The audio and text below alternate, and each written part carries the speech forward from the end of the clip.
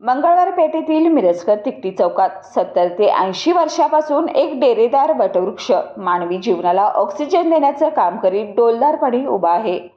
प्रतिवर्षी उद्यान निरीक्षक या झाडाची पाहणी करून झाड सुरक्षितरित्या राहील या दृष्टीने झाडाचा बॅलन्स करून फांद्यांची छाटणी करत होते। पण अलीकडच्या काळात का कोणास ठाऊक कदाचित काही लोकांना हा वृक्ष तिथे नको असावा म्हणून की काय लोकांनी तक्रार करून सुद्धा महापालिकेची मंजुरी असताना सुद्धा ठेकेदार जाणीवपूर्वक या झाडाच्या फांद्या छाटून भार कमी करून छाटणी करीत नाहीत।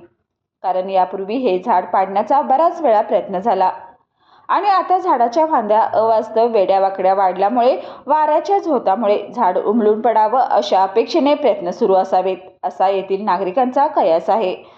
संपूर्ण चौकाला शोभा आणून नागरिकांना ऑक्सिजन पुरवठा करणाऱ्या या झाडाची येथे आवश्यकता आहे। म्हणून महापालिकेने ताबडतोब झाडाची छाटणी करून झाडाला आधार द्यावा अशी येथील नागरिकांची मागणी आहे।